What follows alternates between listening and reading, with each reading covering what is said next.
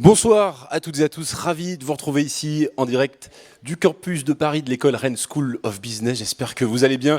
Vous allez assister, pour celles et ceux qui sont ici en présentiel, à la grande soirée des PUM Awards qui justement récompenseront celles et ceux qui créent, celles et ceux qui innovent, celles et ceux qui s'engagent également du côté du réseau Alumni Rennes School of Business. Je salue également celles et ceux qui nous suivent en direct. Elles sont nombreuses, ils sont nombreux et on retrouvera certains d'entre eux dans quelques minutes en duplex pour justement nous pitcher l'objet de leur projet. Puisque nous aurons deux catégories en présence. La première d'entre elles, la catégorie entrepreneur. Et c'est une nouveauté aujourd'hui dans le cadre des trophées entrepreneurs qui deviennent les PUM Awards et qui vont aussi également créer une toute nouvelle catégorie, la catégorie des associations. Il y aura 3 lauréats pour la catégorie des entrepreneurs et 2 lauréats pour la catégorie des associations, avec à la clé une dotation financière de 2000 €. J'espère que vous êtes prêts. Et pour débuter cette soirée, je vais appeler effectivement sur scène Jack-Paul Davinson, président de Rennes School of Business Alumni, et Arnaud Lemérour, directeur de Brand and Digital de Rennes School of Business. Sous les applaudissements de la salle.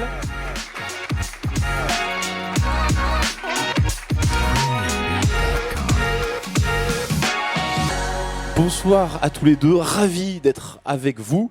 Ma première question s'adresse à vous, Jack-Paul. Déjà 9 éditions pour le trophée entrepreneur qui devient ce soir les PUM Awards de Rennes School of Business. De belles histoires à la clé, des réussites il y en a eu. Pour ne citer qu'elle, la grande licorne Vaudou, Biosensi, j'en passe et je salue celles et ceux qui incarnent effectivement cette réussite au sein du réseau des alumni. Pourquoi, justement, avoir fait évoluer le concours des entrepreneurs qui deviennent aujourd'hui les PUM Awards ? Bonsoir à tous. Et puis pour ceux qui sont en monovision, c'est pas un fond d'écran, hein. On est là en réel. Donc c'est vrai, un véritable honneur ici d'être accueilli au sein des locaux parisiens pour la première fois, pour la première remise de prix des PUM Awards. Tu as quasiment tout dit. On est parti des trophées entrepreneurs qui sont vraiment dans l'histoire de l'association et dans l'histoire de l'école. L'entrepreneuriat, c'est vraiment dans l'ADN de l'école. Et on voulait bâtir sur ces trophées entrepreneurs et les ouvrir à d'autres catégories. Et les événements, depuis qu'on les a ouverts, nous montrent qu'il n'y a pas que l'entrepreneuriat ou l'argent dans la vie. Il y a vraiment, la vie est de plus en plus au centre des préoccupations, la planète aussi. Et c'est pour ça qu'on a décidé de l'ouvrir à d'autres catégories et qu'on les ouvrira au fur et à mesure des années à encore d'autres catégories. Et même s'ils ne sont pas récompensés ce soir, je voudrais juste mentionner une catégorie assez spéciale et les remercier. Ce sont tous les alumni qui offrent des stages ou des jobs à des étudiants et des alumni de l'école. Cette catégorie-là va être remerciée parce que je pense qu'on ne le fait pas assez à l'heure actuelle. Et c'est peut-être quelque chose qui générera aussi un trophée. Donc l'idée, c'est vraiment d'ouvrir, de se baser sur notre trophée entrepreneur et de l'ouvrir à un maximum d'alumni qui le méritent. C'est tout, voilà.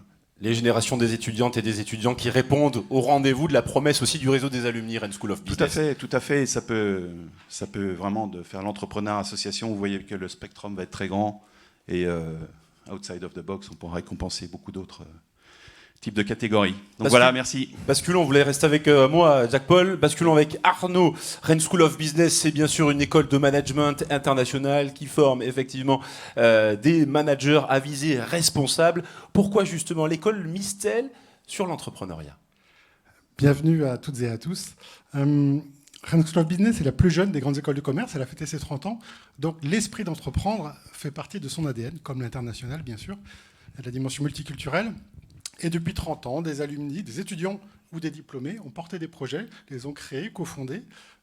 Et ce programme s'est accompagné d'une structure, InnoStart, lancée en 2014, aujourd'hui pilotée par Valentin Henry, que je salue, qui nous a rejoint il y a quelques mois. Vous avez cité quelques startups qui ont développé, qui sont connues, oui, Voodoo, Steeple, Newseek, mais beaucoup d'autres. Chacune fait son chemin. Et nous continuerons à soutenir nos étudiants et nos diplômés.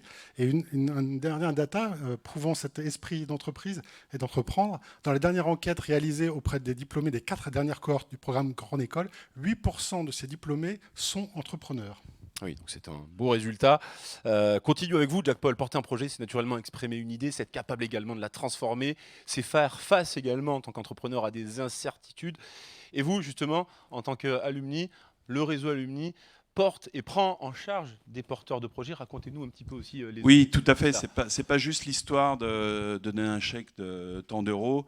C'est vraiment d'accompagner les alumni dans leurs projets, de les guider et de réunir un peu toutes les compétences qu'ils n'ont pas forcément au début de leur projet, et de les guider. Peut-être qu'ils gagnent pas ce soir, mais on les aidera d'une façon, d'une façon ou d'une autre. On les encourage à persévérer. Et s'ils ont des questions, mais qui n'hésitent pas, vraiment, n'hésitez pas. Même si moi, j'ai pas la compétence, on aura forcément quelqu'un dans le réseau qui pourra vous aider. Donc c'est vraiment au-delà de l'aspect pécunier, de la reconnaissance d'un beau trophée. C'est vraiment l'idée de dire, ben voilà, on est là aussi pour t'aider. On te donne pas juste du cash et puis on ne sait plus ce que tu vas devenir. On est vraiment intéressé que de t'accompagner au-delà de l'aspect financier. C'est une grande famille et ça se confirme effectivement au travers de toutes les activations tout au long de l'année avec le réseau alumni Rennes School of Business. En parlant justement de l'école, on parle de cette nouvelle catégorie dans le cadre des PIM Awards, puisque nous allons récompenser celles et ceux qui s'engagent au travers de projets associatifs. Rennes School of Business, ce sont 26 associations qui s'expriment dans différents secteurs, le développement durable, des projets humanitaires, l'économie, la culture, le sport. Pourquoi justement mettre dans le parcours des étudiantes et des étudiants la dimension associative? Alors l'expérience d'une vie associative étudiante très forte est là depuis toujours. Chaque génération construit des projets, développe son réseau, travaille sur ses centres d'intérêt, souvent qui ensuite essaiment dans la vie professionnelle. On l'a vu pour de nombreuses personnes ici présentes. Et puis voilà, les associations aussi ont un rôle d'impact dans la communauté de Rennes School of Business, dans son écosystème, avec une dimension sociale que vous avez évoquée, mais dans d'autres dimensions. Et puis surtout des associations et des clubs qui sont aussi le reflet d'une génération, d'une époque. Voilà, je pense au club E4She, créé récemment. Voilà, c'est un point très important et là aussi qui va continuer. Et que l'école soutient pour là aussi redynamiser cette énergie nécessaire après le Covid, voilà, relancer ces événements étudiants et faire le lien entre les générations chaque mois de décembre à la passation des bureaux. Le message est bien passé pour les deux volets, le volet entrepreneurial et le volet associatif. Merci infiniment à tous les deux. Merci Jack-Paul, merci à tous. également Arnaud. Puis Bonne on vous soirée. retrouvera bien sûr pour la suite de cette soirée. Continuons si vous le voulez bien avant de passer à la première catégorie, celle des entrepreneurs, avec un grand témoignage, un format de keynote avec une étudiante issue de la Probo 12. Dans le cadre de son échange avec l'école Rennes School of Business, elle a décidé de partir au Mexique pour y faire finalement sa vie de chef d'entreprise et également sa vie de dirigeante d'association. Nous la retrouvons à l'étenduplex de Mexico City, la capitale du Mexique. Il s'agit de Gwenaëlle Gérard. Buenos dias, Gwenaëlle. Est-ce que nous recevons Gwenaëlle ici présente du côté du campus parisien de l'école Rennes School of Business? On va attendre peut-être quelques instants avant de retrouver notre alumni qui va vous expliquer un petit peu son parcours de vie très original dans la création d'entreprises, la création d'associations, je le disais. Buenos dias, Gwenaëlle. Bonsoir, bonsoir à toutes et à tous. Ça fait plaisir de C'est retrouver. impressionnant. Et oui, c'est impressionnant.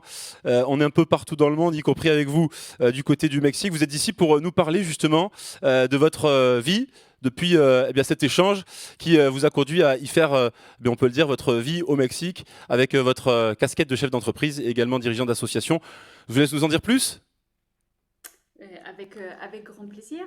Je pense que je peux commencer en laissant de façon très très claire que si je vous accompagne ce soir, ce n'est absolument pas parce que j'ai eu plus de succès, mais peut-être parce que je me suis pris plus de murs. En même temps, je pense que c'est la base de l'entrepreneuriat et donc je suis très heureuse en fait de vous accompagner ce soir, d'accompagner nos alumni entrepreneurs et finalement de reconnaître leur courage de suivre leurs rêves. Parce que c'est pas facile d'être entrepreneur. Parfois, on va contre nos familles, contre l'opinion de nos amis, de notre entourage. Enfin, bon, bref. Donc, pourquoi a-t-on des idées de projet? C'est finalement parce qu'on se permet de rêver, d'imaginer qu'on peut changer le monde grâce à de nouvelles solutions. Et je pense qu'on peut reprendre le fameux unframed thinking. Sincèrement, je faisais pas du tout partie de ces gens-là. Je ne rêvais pas du tout d'entreprendre un jour. J'étais plutôt du style studieuse, tête de promo, et une fois diplômée, j'ai choisi de suivre les opportunités qui se présentaient, c'est-à-dire de fortes expériences en entreprise multinationale, sans grande conviction ma foi, mais avec en fait cette perspective fantastique d'avoir une grande carrière. Et puis mon conjoint, qui est également alumni, et lui qui était plutôt du style à sécher les cours, dernier de promo, entrepreneur né, m'a fait sortir du cadre. On n'a qu'une vie, et parfois on doit prendre des risques pour suivre nos convictions. Et il faut tout tenter et surtout ne pas avoir de regrets. Et justement, une de mes convictions, c'était l'engagement. Entre ma thèse sur la professionnalisation des ONG, ensuite mon combat en première année d'école pour que dans la rue des entrepreneurs à Rennes s'ouvre une nouvelle association humanitaire qui s'appelait à l'époque Damé Lamano. J'arrive même pas à croire que ça fait 20 ans. Bref, l'engagement était, et il est toujours d'ailleurs, une valeur fondamentale pour moi. Et d'ailleurs, j'en profite pour saluer ce soir cette super décision de remettre un nouveau prix qui reconnaît tous ces alumni qui ont choisi justement d'adopter une perspective différente, une voie peut-être pas toute tracée, et qui aujourd'hui font preuve d'engagement au travers d'associations. Moi, j'avais choisi cette grande carrière en entreprise, et puis finalement, au sein de mon dernier poste, on m'a demandé de tolérer, fermer les yeux, sur une atteinte aux droits de l'homme. Bref, on m'a demandé d'être complice. Et je suis persuadée que l'engagement ne passe pas forcément par le monde des ONG, mais implique au moins de ne pas aller contre ses valeurs personnelles et d'être un acteur responsable. Donc, du coup, j'ai démissionné immédiatement et j'ai découvert le concept de responsabilité sociétale des entreprises, la RSE. À l'époque, c'est vrai qu'on n'en parlait pas du tout à l'école, puisque c'était vraiment un concept nouveau. Et donc pour moi, ça a été la grande opportunité de voir comment on pouvait mêler les aspects sociaux et environnementaux qui me tenaient à cœur depuis toujours avec l'aspect économique des entreprises. Donc comme je vous disais, il faut savoir suivre ses convictions, il faut savoir rêver et puis saisir ces opportunités que la vie nous présente, ces grands tournants inattendus. Et finalement, je pense que la Business School nous prépare à ça. Elle nous ouvre des perspectives, fait croître notre esprit critique, développe notre capacité à rebondir, à comprendre les enjeux des organisations et finalement appliquer dans la vie réelle chacune des matières qui sont enseignées. Et mon conjoint m'a poussé à sortir du cadre et c'est comme ça que j'ai pris le chemin de l'entrepreneuriat et que j'ai créé un cabinet de conseil en développement durable au Mexique, comme vous l'avez bien présenté tout à l'heure. Je suis basée au Mexique et pourquoi ce pays? Tout simplement parce que la Rennes Business School m'y a envoyé en échange en 3e année et que je n'en suis jamais repartie. Donc à l'époque, je crée mon cabinet de conseil en développement durable. Je n'ai que 24 ans et je me plante royalement. Dans les 2 années qui suivront, j'ouvrirai et fermerai d'ailleurs 2 autres entreprises avec mon conjoint et avec d'autres associés. Bref, les joies de l'entrepreneuriat, c'est ça, c'est beaucoup de projets, beaucoup de rêves, mais tout ne fonctionne pas toujours. Et pourtant, 5 ans après, je représente le Mexique dans les négociations internationales pour le développement de la norme ISO 26000 de responsabilité sociale. Je suis d'ailleurs la seule déléguée au monde qui n'a pas la nationalité du pays qu'elle représente, donc une blonde aux yeux bleus qui représentait le Mexique. C'était assez particulier. Et donc, qu'est-ce qui s'est passé et comment est-ce que je suis passée donc, de cet échec complet à finalement représenter un pays au niveau international en 5 ans? Je pense que la base, c'est que quand on a une idée, un projet, et qu'on décide finalement de se lancer, il ne faut surtout pas avoir peur d'échouer. Non ?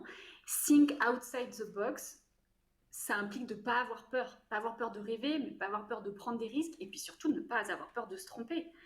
Se tromper, c'est clairement inévitable. Et d'ailleurs, une de nos maximes aujourd'hui dans notre entreprise, c'est fail often, fail fast, fail early. Plus on tombe, plus on se relève. Plus on se relève, plus on est fort. Et l'échec nourrit la créativité. Donc autant tomber beaucoup et en fait le plus tôt possible. Donc voilà, ça c'était fait. J'avais fermé un certain nombre d'entreprises, ça n'avait pas marché. Et voilà, ça fait plus de 15 ans que mon conjoint et moi entreprenons au Mexique. On s'est réinventé plus d'une fois, ça je peux vous le garantir. Et aujourd'hui, on crée plus de 100 emplois entre le cabinet de conseil en développement durable, qui est aujourd'hui un des plus reconnus au Mexique. Et donc, parmi nos clients, on peut nommer BMW, Iberdrola, Nestlé, Pepsi. Et puis, on a une entreprise de cours de langue qui forme chaque jour les collaborateurs de grands groupes comme Bolloré, Vinci ou Sanofi. Donc, que peut-on en déduire? Que pour entreprendre, que ce soit une entreprise ou une association, il faut en vouloir. Ne pas se laisser démonter quand quelqu'un ne croit pas en notre projet. D'un côté, oui, il faut savoir toujours accepter la critique, sortir, grandir de la rétroalimentation, et je pense remercier les gens qui nous donnent cette rétroalimentation. Mais il faut aussi croire en soi-même, suivre son intuition, savoir reprendre confiance en soi toutes les fois où on la perd, parce que oui, quand la vie nous bouscule, on a tendance parfois à oublier ce qui fait de nous quelqu'un de spécial. Et puis retenir que le temps est relatif, et les problèmes aussi. Donc quand on entreprend, on peut penser que le début c'est le plus difficile. Et cependant, on s'aperçoit vite que plus le temps passe, et plus les problématiques sont complexes. La résilience, ça vous dit quelque chose ? Ce long mot bien compliqué, qui ne faisait absolument pas partie de mon vocabulaire et qui est pourtant sans doute une des plus grandes qualités des entrepreneurs successful. Et bien moi, ce long mot, la résilience, je l'ai découvert avant le Covid, pas longtemps avant le Covid, 2 ans avant le Covid.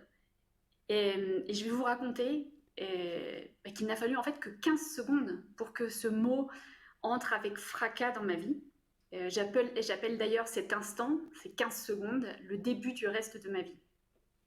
Ce jour-là, vers 13h, j'étais passée vite fait à notre bureau avec mon bébé de 4 mois pour une réunion. En fait, j'étais en home office suite à un congé maternité, les joies de l'entrepreneuriat, la liberté de pouvoir rester chez soi à travailler.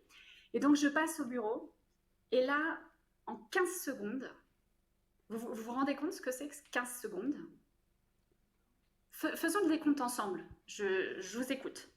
15. La salle. 14. 13. Plus fort. 12. Ils sont un peu timides. Ils sont timides. Plus fort. Allez-y. 10. 9. 8. 7. 6. Alors on est un peu décalé visiblement avec le Mexique, mais nous avions mis un terme à nos 15 secondes, Gwenaëlle. Effectivement, le temps est long. 3, Effectivement. 2, 1, 0. 15 secondes.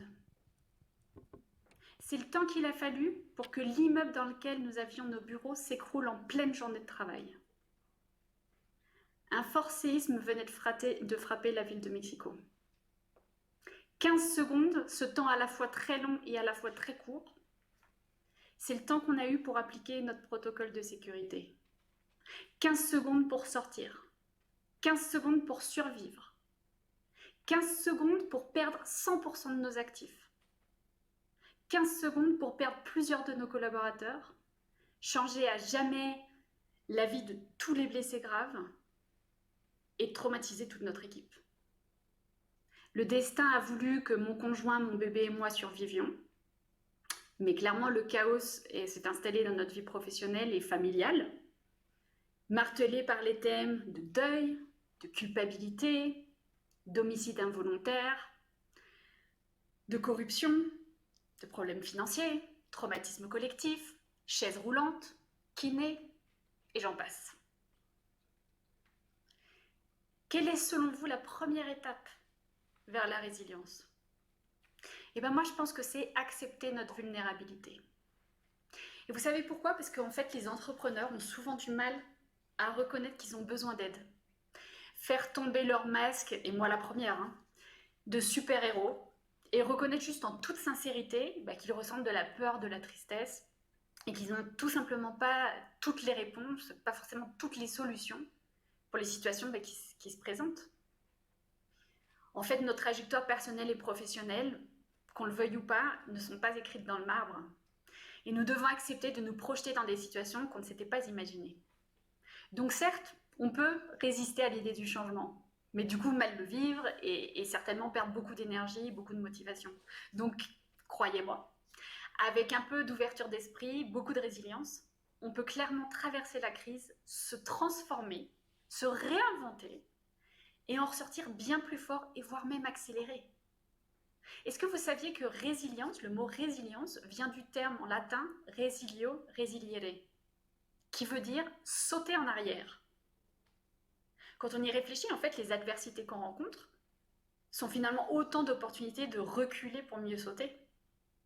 Devenir littéralement cas d'école en résilience organisationnelle nous a fait connaître le concept de croissance post-traumatique. Et certes, c'est difficile d'en parler. Le séisme a été un gigantesque mur dans notre vie d'entreprise. Mais je dois avouer qu'il nous a probablement fait gagner un minimum 4 ans de maturité. Minimum. Croissance post-traumatique. Reculer pour mieux sauter. Donc ce fut un véritable moteur de croissance. Donc maintenant, je vous retourne la question. Et vous? Quel est votre moteur?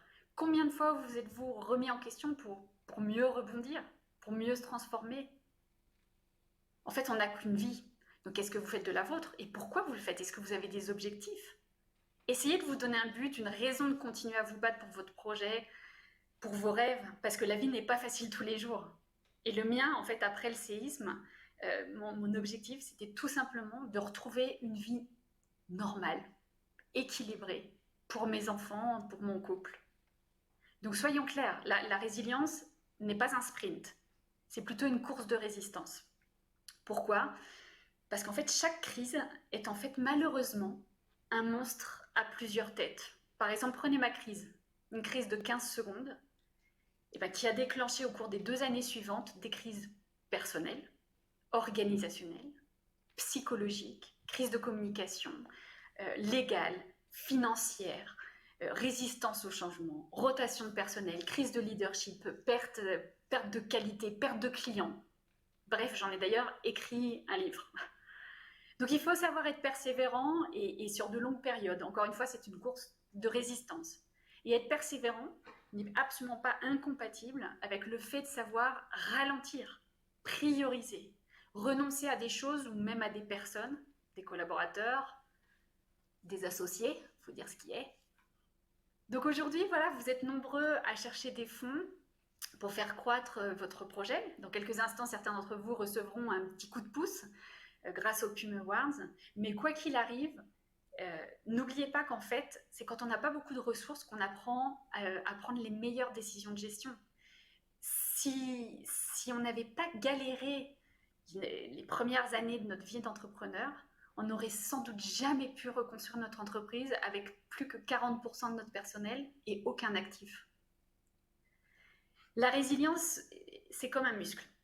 Il faut le travailler toute notre vie. Donc chaque situation adverse est l'opportunité de renforcer notre capacité à affronter l'inconnu. Donc prenez votre destin en main, voyez chaque adversité, chaque incertitude, déception comme un défi plutôt qu'une menace ou un échec. Et sortez hors du cadre dans la résolution quotidienne de vos problèmes. Soyez créatifs. N'aspirez pas seulement à réussir, il n'y a pas que l'argent dans la vie, mais plutôt à faire une différence. Pour commencer, une différence pour vous, non? Pour vous-même, pour votre entourage, vos collègues, pour vos collaborateurs. Au final, on est libre de nos actions, de nos choix. On est libre d'essayer, de se tromper, d'apprendre, de réussir. Donc continuez à sortir du cadre, réinventez-vous sans cesse, restez compétitifs pour mieux rebondir en cas d'adversité. Prenez des risques, ayez confiance en vous et surtout, n'arrêtez jamais d'apprendre. On a toujours quelque chose à apprendre. Et notamment en osant présenter, comme ce soir, vos projets à des jurys plutôt exigeants. Donc voilà, que les meilleurs gagnent. Bonne soirée à toutes et à tous. Merci beaucoup. Merci infiniment, Gwenaëlle, de nous partager votre philosophie, construite à partir de votre expérience de vie, construite aussi à partir des difficultés, notamment ce terrible tremblement de terre qui a mis aussi en péril votre entreprise. Et pourtant, vous nous parlez de résilience, vous parlez de messages clairs qui, on l'espère, vont également faire écho auprès de nos alumni et bien sûr de nos étudiantes et étudiants qui nous suivent ici dans le cadre des PUM Awards. Merci infiniment à vous, Gwenaëlle Girard, promo 12 de Rennes School of Business. On vous souhaite une excellente journée puisque je pense qu'au Mexique, il est aux alentours de 14h même un peu plus tôt. Exactement, 13h20. 13h20, très précisément. Merci infiniment et muy buenas tardes. On va continuer, si vous le voulez bien, avec la suite de notre soirée des PUM Awards. Nous allons commencer avec la catégorie des entrepreneurs. Le jury a sélectionné 6 finalistes. La mécanique de cette finale sera la suivante. Nous aurons le plaisir de recevoir un finaliste par projet pour nous présenter en une minute son projet. Et pour cela, il faudra répondre à 3 questions. À quel besoin répondez-vous? Pourquoi avez-vous envie de porter ce projet? Qu'y a-t-il d'innovant ou de différenciant dans votre projet? Et ce, je le rappelle, dans un temps imparti de 1 minute. Ils sont 6 finalistes et à l'issue de ces pitchs, nous décernerons 3 prix, 3 lauréats. Nous rejoindrons ici pour cette grande soirée des PUM Awards. On va commencer avec la première finaliste. On va parler avec elle de lien social et de café. Je n'en dis pas plus. Il s'agit de Laure Bonnet-Madin avec le comptoir Saint-Inois.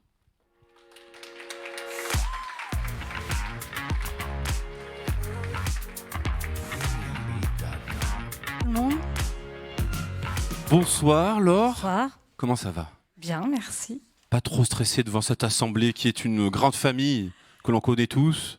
Un petit peu. Ouais, quand Bien. même. Alors je disais que vous êtes issu de la promo 22 et vous portez un projet, un espace. On va créer du lien social, je n'en dis pas plus. Vous avez 1 minute pour répondre à ces 3 questions de façon à ce que la salle puisse connaître votre projet. Est-ce que vous êtes prête? Oui. Eh bien, le chronomètre qui va défiler devant vous démarrera au moment où vous débuterez. Merci. Donc, le comptoir Saint-Inois est un lieu hybride qui a pour 2 missions. Avant tout, créer du lien entre les différents profils de clients et offrir des produits et services de proximité.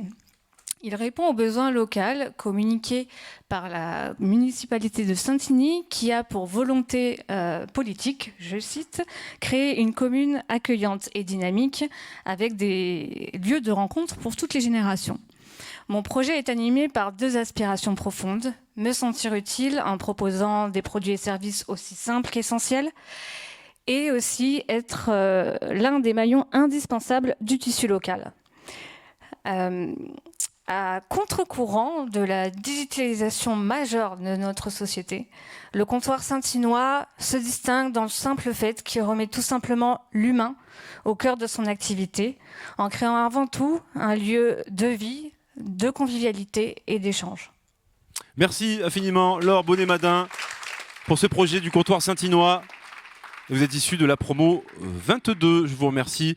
Je vais vous inviter à nous rendre le micro et nous allons poursuivre avec 2 autres porteurs de projets, 2 étudiants, eux issus de la promo 27. Leur projet s'appelle VGen et je vous demande d'accueillir ici sur scène Thomas Linet. Bonjour Thomas. Bonjour. Comment ça va? Ben, pareil, un peu stressé. Un peu stressé. Mais encore une fois, on se connaît tous, les visages sont familiers. Je rappelle, pour ajouter un peu de stress, que vous participez, Thomas, à ce concours pour, on l'espère, repartir avec une dotation financière de 2 000 €. Voilà, c'est pour mettre un petit peu plus de pression. Thomas, on va parler avec vous de matériaux innovants. C'est ça. Et votre projet VGen, est-ce que vous êtes prêt? Je suis prêt. Le compte à rebours commence dès que vous débutez. Alors, bonsoir à tous. Je suis ravi de vous présenter Vego, qui est une marque spécialisée dans la conception de produits de petite maroquinerie à base d'un matériau innovant et éco-responsable, les haltères-cuir. Alors, les haltères-cuir, c'est une alternative au cuir traditionnel que nous avons travaillé pour répondre aux besoins des consommateurs et de la société actuelle de se munir de produits design à faible impact sur la planète, car il est en effet avéré que l'un des secteurs les plus polluants du monde de la mode est la maroquinerie. C'est pourquoi nous avons utilisé différents types de cuir qui ont un impact positif sur la société et sur la consommation en général, avec comme volonté de développer donc des gammes de maroquinerie et notamment des ceintures qui sont confectionnées dans notre atelier artisanal italien à base de pelures de pommes recyclées et de marc de raisin qui est un déchet, un résidu de la production viticole. Vego se veut comme un représentant de produits de matière durable et d'un concept de production durable aussi. Merci beaucoup Thomas, bravo pour ces 60 secondes de présentation avec ce projet innovant, on le disait. prochain projet, c'est une application responsable et je ne vous en dis pas plus puisqu'ils sont là et ils ont pour mission de vous présenter en détail et en 60 secondes l'objet de leur réflexion et de leur idée. Nous allons accueillir ici le projet Naost représenté par Étienne Douillard qui est en visio de Brest, représenté également par Mathias Robert et Arthur Badek. Nous sommes en duplex de Brest avec Étienne. Bonsoir Étienne. Bonsoir, vous m'entendez bien? On vous entend très bien. Même question Bah, c'est que super. nos précédents finalistes. Comment ça va? Bah écoutez, ça va parce que moi je suis tout seul ici dans ma chambre, à Brest, en effet. J'ai pas pu venir sur Paris, désolé. Et pourtant, on vous voit très grand sur l'écran géant. Qui s'est glissé par-ci par-là. Très bien. On est prêt de notre côté à vous écouter pour 60 secondes. Même principe que les précédents finalistes. Il faudra répondre à nos 3 questions. À quels besoins répondez-vous? Pourquoi avez-vous envie de se porter ce projet? Et qu'y a-t-il justement de différenciant et d'innovant dans votre projet? Si vous êtes prêts, nous pouvons démarrer. Eh bien, je suis prêt, j'attends votre go. Le compte à rebours démarrera maintenant. Let's go. Eh bien voilà, comme vous savez, je suis Étienne Douillard, donc cofondateur de Naostre, pas tout seul comme on l'a dit, puisque mes 3 associés sont derrière l'écran, ici présents, Benjamin, Mathias et Arthur. On a lancé Naostre il y a quelques temps, avec l'ambition de se coucher tous les soirs en se disant qu'on avait fait les bonnes actions pour demain. Alors on a commencé par faire des bilans carbone dans les entreprises, afin de réduire les émissions de CO2. Et on s'est rendu compte qu'il fallait aller plus loin, qu'il fallait être plus innovant, parce que c'était pas assez et qu'il y a urgence climatique. C'est pour ça qu'on a développé Naostre, de manière à atteindre des objectifs de développement durable. On a pour ambition d'apporter aux entreprises de la performance environnementale, économique et sociale.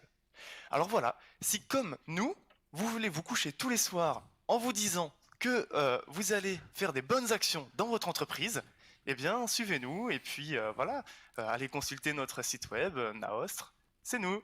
Merci infiniment, Étienne Douillard, avec un pitch scénarisé jusqu'au bout. Hein. Merci infiniment Toujours. à Étienne en duplex de Brest. Notre 4e finaliste va lui aussi, ou va elle aussi, pardon, nous retrouver ici en visio. Elle est en direct de Rennes. C'est Juliette Gégaud que l'on retrouve pour sa solution thérapeutique pour les seniors. C'est le projet Jabi. Et ils sont 2, c'est Juliette et Bria qui sont à nos côtés. On me dit dans la même chambre visiblement. C'est notre promo 27 que l'on retrouve ici. Comment allez-vous? Bonsoir à tous les 2. Bonsoir, merci, ça va très bien. Merci d'être... Vous nous entendez bien? Oui, on vous entend très bien. Briac et Juliette. Et c'est Juliette, si je ne m'abuse, hein, qui va nous pitcher durant ces 60 secondes ce projet, cette solution thérapeutique pour les seniors, nommé Jabi. Nous allons pouvoir démarrer. Êtes-vous prêts? Super, c'est bon. Juliette, on démarre.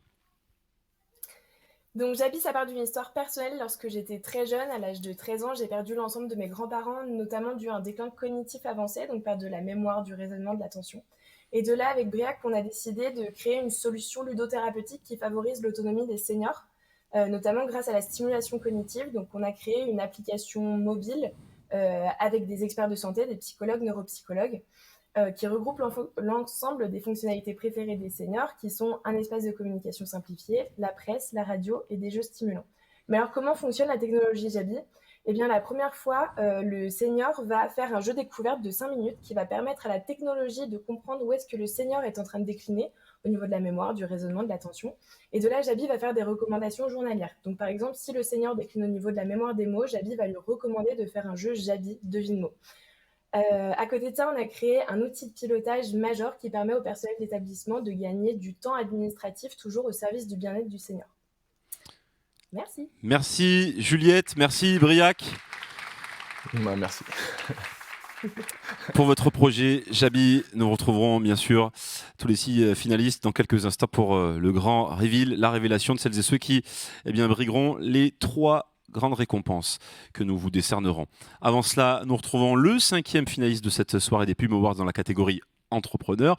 Nous allons parler de sport et plus particulièrement de golf avec une plateforme de mise en relation, je ne vous en dis pas plus, puisque nous retrouvons en visio Élise Charles et Kylian Pollerfourt avec ce projet Kick the Pro. On se connecte tout de suite avec justement Élise et Kylian. Bonsoir à tous les 2. Bonsoir. Bonsoir. Alors, où vous trouvez-vous en ce moment même? Nous sommes à Val Thorens. Très bien. Bon, ben voilà, un peu de montagne. Allez, on va, eh bien, si vous le voulez bien, lancer le top départ, si vous êtes prêts et prêtes. Oui, on est c'est prêt. parti. Alors bonjour à tous, nous sommes Kick the Pro. Et donc, saviez-vous que plus de 8000 golfeurs professionnels, il n'y en a que 2% qui gagnent très bien leur vie? Alors pourquoi? Tout simplement parce que le coût moyen d'une saison, ça coûte entre 50 000 et 150 000 euros par an. Donc entre le déplacement, l'hébergement, pour les tournois, les droits d'entrée sur les tournois, le staff, le caddie. Et le financement de leur saison, ça dépend uniquement des mécènes, des investisseurs, sponsors, fédérations et aussi des gains cumulés lors des tournois. Notre solution? Aujourd'hui, vous connaissez Booking ou Doctolib. Quel est leur point commun? De mettre en relation des professionnels et des particuliers dans un domaine précis. Eh bien, Kick the Pro, c'est une plateforme web de mise en relation entre sportifs professionnels et amateurs qui souhaitent vivre une expérience unique. Restez attentifs, surveillez vos réseaux sociaux parce que le lancement de Kick the Pro est prévu cet été. On démarrera d'abord avec le golf et le tennis et d'autres sports sont prévus par la suite. Comme l'ambition n'a pas de limite, notre objectif est de devenir la première plateforme de mise en relation entre sportifs professionnels et amateurs dans le monde. Merci à tous les deux, Élise et Kylian, issus de la promo 26 de l'école Rennes School of Business. Concluons avec notre dernier finaliste. Et nos deux derniers finalistes sont Ange Tanon et Jérémy Degaille avec le projet Kitsune Invest. On va tout de suite les retrouver en direct et en duplex d'Allemagne. Sont-ils parmi nous? Deux alumni, ils sont là. Bonsoir Jérémy. Bonsoir, ravi d'être là. Comment ça va en Allemagne? Ça va très bien, mais je suis au Portugal à Lagos. actuellement. Ah, d'accord, eh bien voilà, mais on voyage. Vous étiez a priori en Allemagne et on se retrouve au Portugal, comme quoi, hein? Ouais, des fois ça arrive, oui. Voilà. Ça montre la dimension internationale de l'école. Ça montre la dimension internationale de l'école. On va, si vous le voulez bien, vous donner cette même mission qui est celle de nous pitcher en 60 secondes l'objet de ce projet. Êtes-vous prêts? Oui, challenge accepté. Allons-y. Alors, je m'appelle Jérémy Degaille, je suis cofondateur de Kitsune Invest. Nous avons pour mission et comme raison d'être de rendre le trading accessible aux particuliers. Il est très dur de pratiquer du trading pour les particuliers car l'activité demande beaucoup de connaissances, est chronophage et demande de trier énormément d'informations.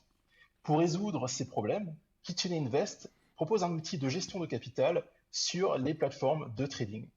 Notre entreprise se différencie grâce à notre produit ciblant des traders comme des non-traders. Tout d'abord, avec une interface minimaliste, ainsi que des paramètres de gestion adaptés au niveau de connaissance de l'utilisateur.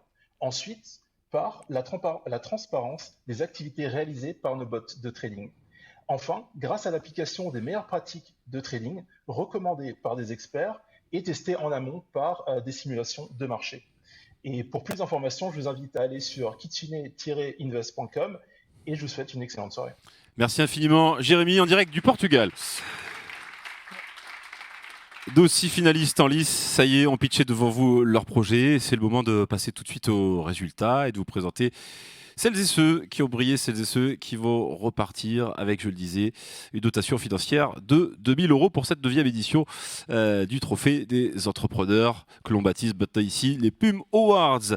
Et pour remettre ces prix, des alumni bénévoles qui ont justement participé activement à l'organisation de cette soirée vont...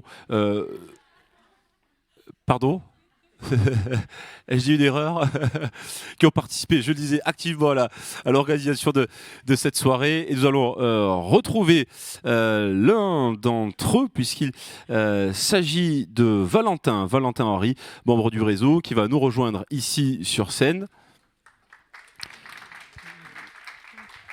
Bonsoir Valentin, vous êtes issu de la promo 22 et vous avez la lourde tâche de le suspense, révéler celui ou celle qui va constituer le premier lauréat. Je vais quand même l'ouvrir, c'est juste qu'il y a eu un petit spoil. Ah, donc c'est donc pour ça, d'accord, très bien. Je n'avais pas réagi, je me suis senti un petit peu seul pendant quelques instants.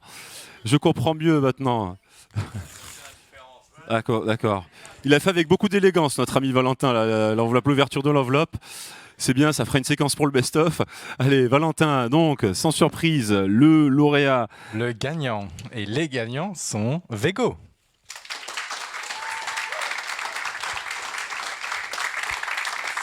Et je comprends mieux maintenant la réaction de notre ami Thomas, premier lauréat de cette soirée. Alors, lauréat heureux, je suppose, qui a découvert un peu en avant-première, effectivement, son prix. Ça fait quoi à chaud là de remporter effectivement auprès du réseau, auprès de celles et ceux avec qui vous avez naturellement été sur les rangs du campus, bien sûr, mais également avec qui vous avez des liens, je suppose, encore très étroits. Ça fait quoi d'être primé? Très heureux, déjà très heureux de représenter mon projet parmi tous ces beaux projets. Félicitations à tous les projets qui ont pu être présentés et qui ont participé au concours. Et c'est très, très satisfaisant de pouvoir toujours faire partie de l'école et de faire briller aussi sur ce type de projets entrepreneuriaux, quoi. Je parlais de la dotation financière qui sera de 2000 €, qu'allez justement vous faire. Non, je parlais précédemment, mais pas tout de suite. Mais là, je vais revenir sur cette dotation financière. Qu'allez-vous faire de ces 2000 €? Alors on va en fait commencer par développer surtout la partie digitale et ça va beaucoup nous aider notamment pour démarrer en e-commerce, donc pour monter un site en éco-conception, un site internet pour commencer à vendre nos produits bientôt. Donc ça sera très important pour nous pour gérer cette partie digitale. Donc merci encore. Toutes nos félicitations Thomas Linet pour ce beau projet, ces matériaux innovants. C'est le premier lauréat de cette grande soirée.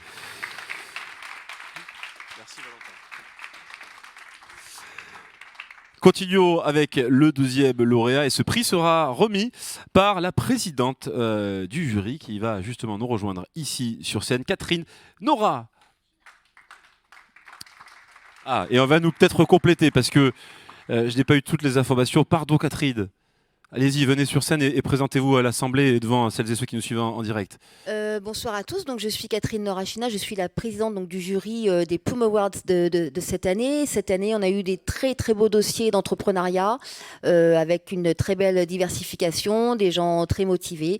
Et donc, je suis vraiment ravie d'être là ce soir avec vous pour les accompagner avec cette récompense qui va leur permettre de lancer des choses dans leurs entreprises pour cette année. Catherine, après Thomas qui sera le second lauréat, c'est le moment de vous munir de cette enveloppe et de ce trophée pour nous révéler cette fois-ci. Je vais pas faire comme je vais prendre que l'enveloppe et après le. Très bien. Chacun son style, hein. Voilà, sa remise de prix. Faites comme vous le souhaitez. Le moment est venu de nous dire qui sera le second lauréat. Alors, on va faire peut-être un petit peu très le suspense. Le prix, donc le second lauréat, le prix est décerné à l'entreprise Jabi, donc représentée par Juliette Gégaud, PGE 27. On va les retrouver en duplex. Et la surprise et la satisfaction, bien sûr, qui s'affichent sur leur visage. Ah ok, vous êtes là, oui. Catherine. Vous êtes toujours dans votre chambre d'hôtel, du coup. On est là, coucou. Vous n'avez pas bougé, hein? Non. Bon. Ewan est là aussi pour récupérer le prix, elle est sur place. Va nous rejoindre oui, okay. Ici sur scène. Une question très rapide à tous les deux. Même question que finalement je posais à Thomas. Qu'allez-vous faire de cette dotation financière qui va justement vous permettre de démarrer d'autres actions, je suppose? Oui, on est en train de lancer une étude scientifique qui permet de mesurer l'impact de Jabi sur l'autonomie des seniors. Donc ça va nous permettre de financer cette étude. Et en partie déjà. Merci, en vrai, on est vraiment super content d'avoir reçu ce prix-là. Merci à tout le monde de nous avoir fait confiance. Et merci, en fait, on sort de InnoStart, nous, il y a... c'était quelle année? 2019? Je sais plus, je suis perdu dans les dates.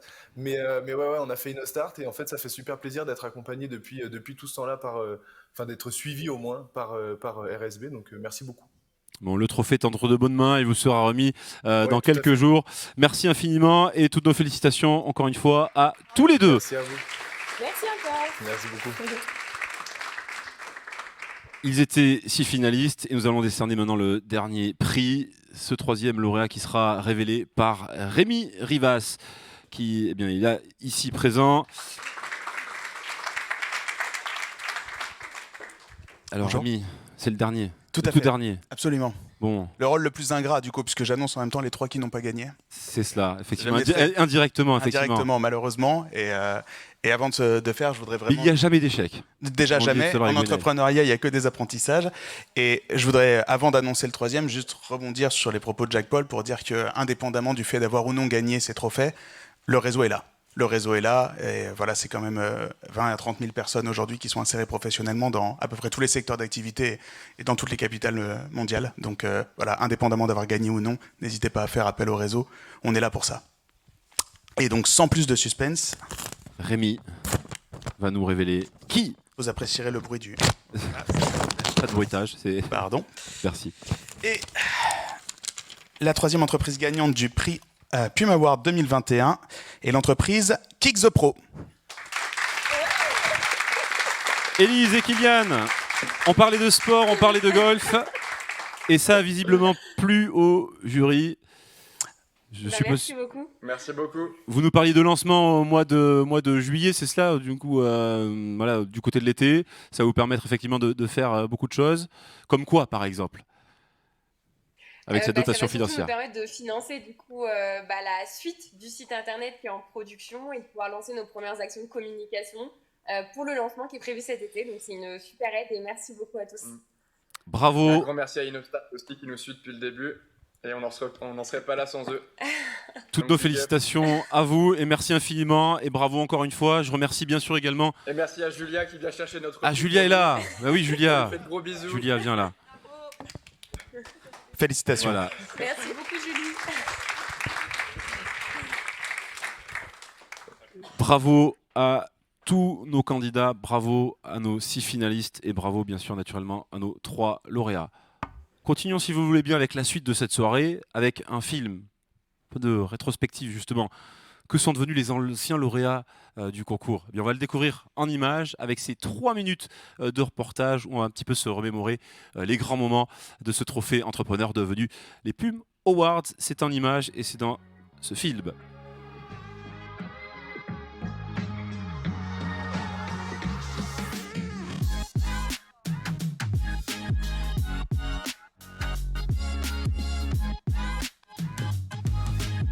Beaucoup de fierté dans un premier temps. C'est une super opportunité pour continuer à se développer. C'est un vrai coup de boost aussi pour notre projet.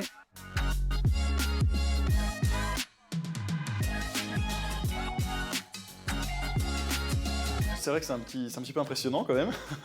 Il s'est avéré qu'il y avait des échanges qui étaient très constructifs avec le jury. C'était des très bonnes remarques, c'est ça qui m'a surtout fait plaisir. Ça me donne envie de rebosser directement sur ces points-là, mais heureux d'avoir pu échanger avec chacun d'entre eux sur la marque et sur son lancement bientôt. Mes impressions à chaud, je sais pas pourquoi, je me sens un peu tendu en mode ça va pas être simple, mais je me dis j'ai donné ce que j'ai pu et je me suis bien préparé, j'ai tenu mes convictions, on verra. Alors très bonne expérience de pitcher devant ce jury qui nous a bien challengé, donc c'est une super expérience.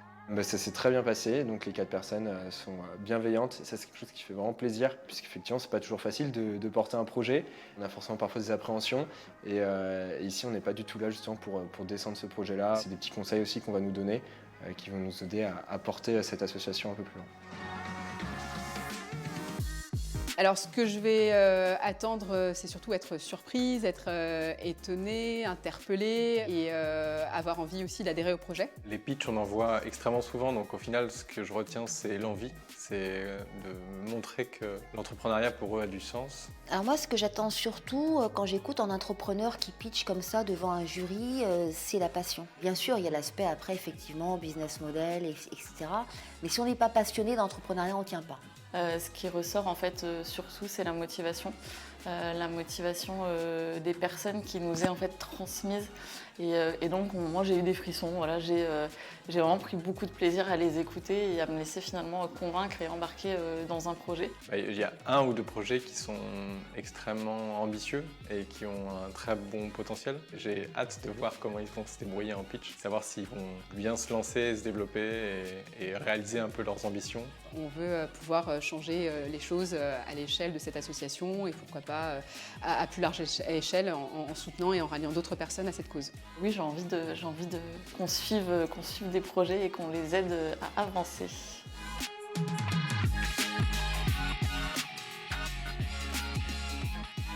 Les membres du jury qui ont livré leurs attentes et leurs exigences, ça tombe bien puisque nous allons continuer avec la seconde catégorie. C'est une nouveauté, je vous le disais, dans le cadre des Pub Awards ici avec le réseau des alumni Rennes School of Business, qui confirme effectivement l'engagement également de l'école à développer le tissu associatif. La mécanique sera la même que la catégorie des trophées des entrepreneurs puisque nous retrouverons 4 finalistes cette fois-ci et parmi ces 4 finalistes, 2 seront récompensés avec bien sûr toujours et encore 1 minute de pitch, répondre aux 3 questions présentées précédemment. Et pour commencer, nous allons retrouver en duplex la première association qui s'intitule Cancé. C'est un projet porté par Prudence Bayonne.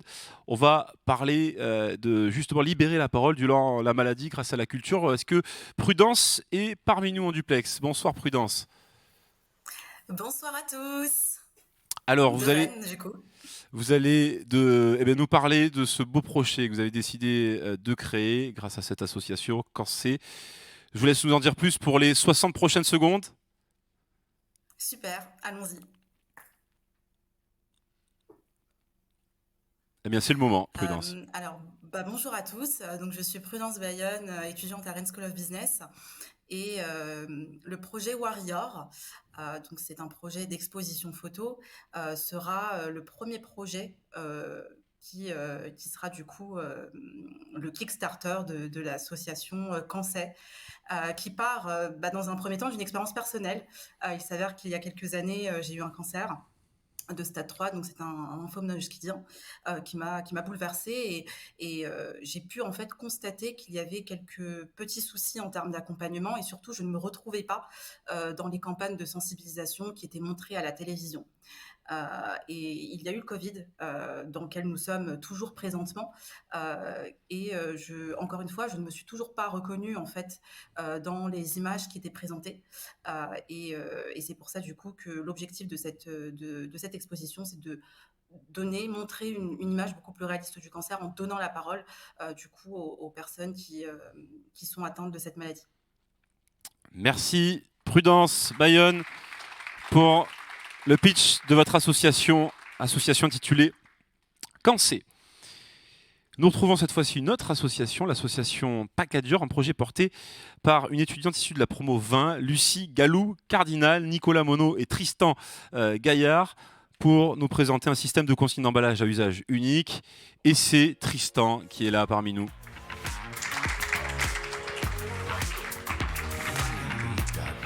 Bonsoir. Bonsoir Tristan, mais il n'y a pas votre photo parce que vous êtes présent avec nous, c'est pour cela. Exactement, et pas ma photo. Donc c'est Lucie qui est donc alumni de l'ESC et Nicolas qui était venu pitcher il y a 3 semaines, quelque chose comme ça. Donc c'est votre tour maintenant Tristan, voilà, de vous couler à cette tâche passionnante, ô combien passionnante de pitcher ce projet. Êtes-vous prêt? Oui, ouais. C'est le moment d'y aller maintenant. Donc, bonsoir, donc Tristan de l'association Pacadur qui porte le projet Emboîte le plat à Rennes, donc projet qui vise à réduire la quantité d'emballage jetable sur la restauration emportée. Donc ce qu'on propose, c'est un service de mise à disposition de contenants réutilisables, comme celui-ci, auprès des commerces rennais. Donc lorsqu'une personne prend emporter dans un restaurant du réseau, il a la possibilité d'être servi dans ce contenant réutilisable contre une consigne de 3 €. Cette boîte, après l'utilisation, il peut la rapporter dans n'importe quel commerce partenaire et récupérer sa consigne.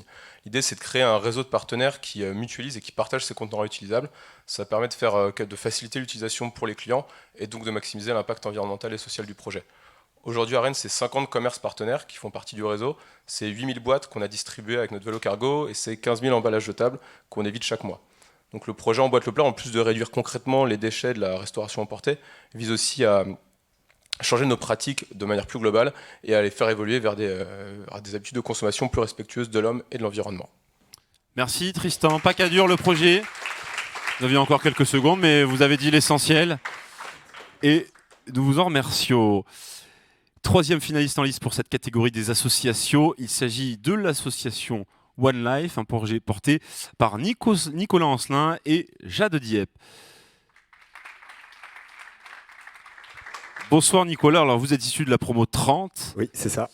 Et vous allez nous présenter ce projet. On va parler d'événements fédérés autour de principaux événements. Je vous laisse le soin en 60 secondes de nous en dire plus. Est-ce que vous êtes prêt? Je suis prêt. Mais si vous êtes prêt, nous le sommes également. Vous pouvez y aller maintenant. Bonjour, Nicolas, je suis étudiant à Rennes SB en promo 30, en PGE2. Aujourd'hui, avec Jade, Léna et Camille, on vous présente notre projet One Life. Alors One Life, c'est la révolution du monde de la fête et de la nuit. Alors révolutionner, parce que pour nous, il y a tout à revoir dans ce secteur, aussi bien l'expérience client, la sécurité ou encore l'aspect éthique RSE forcément qu'on a durant ces événements. À côté de ça, nous, la révolution, ça va passer par la création d'événements qui vont être uniques, qui vont être responsables et qui vont proposer de la mise en scène et un show artistique aussi qu'on va retrouver dans chacun de nos événements. Donc on a déjà réalisé 3 événements avec l'association One Life. Forcément, on vous convie tous au 4e événement. En attendant la date, vous pouvez nous retrouver sur nos réseaux sociaux One Life France. Merci. Bravo Nicolas. Et bravo à Jade et Camille également, qui sont à vos côtés, et Léna également. Et qui, voilà, apparemment, c'est un jour spécial pour Léna. On lui fêtera son anniversaire après cette soirée durant le cocktail. Continue avec notre 4e finaliste, je le disais, toujours encore et en lice pour la catégorie association. Nous retrouvons l'association Léo pour le Monde, un projet porté par Thibaut, Anaël et Marie.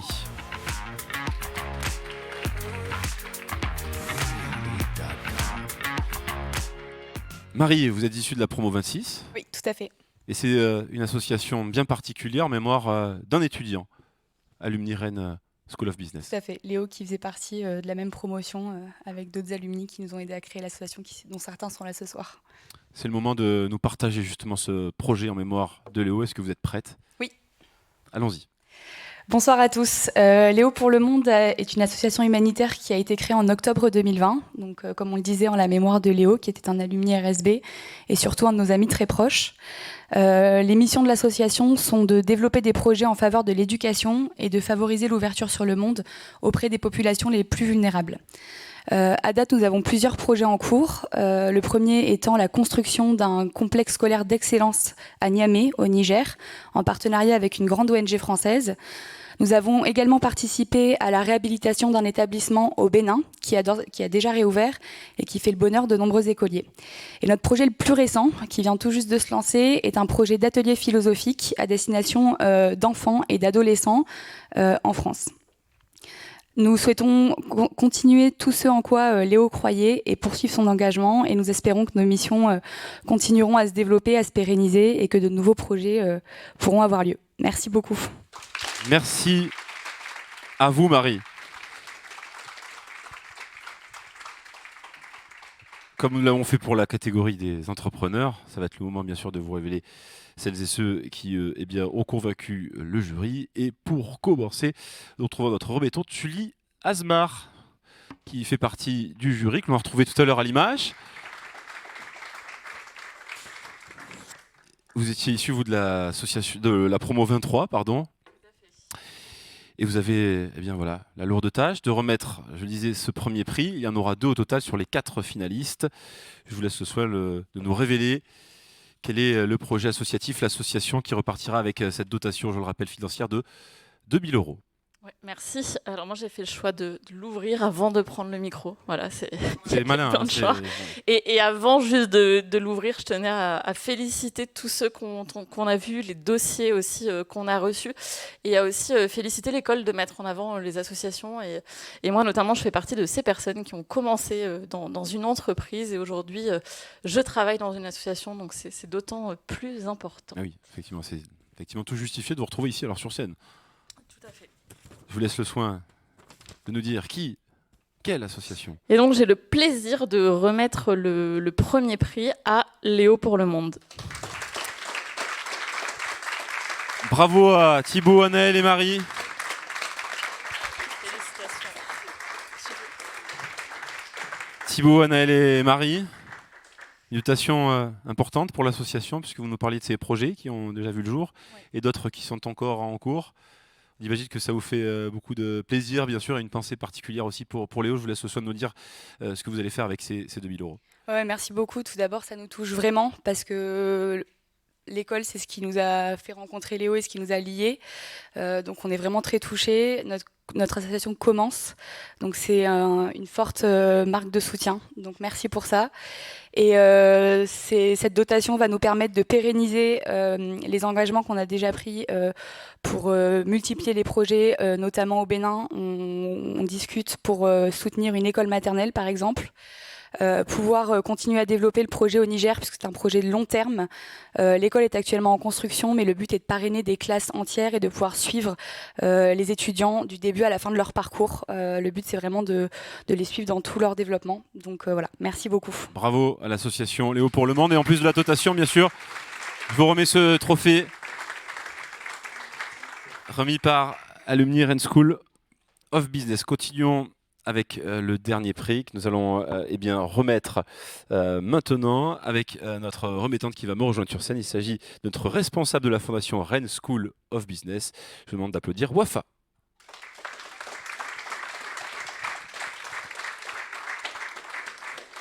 C'est dur de départager effectivement 4 projets ambitieux, 4 projets utiles, on l'a vu, 4 projets responsables.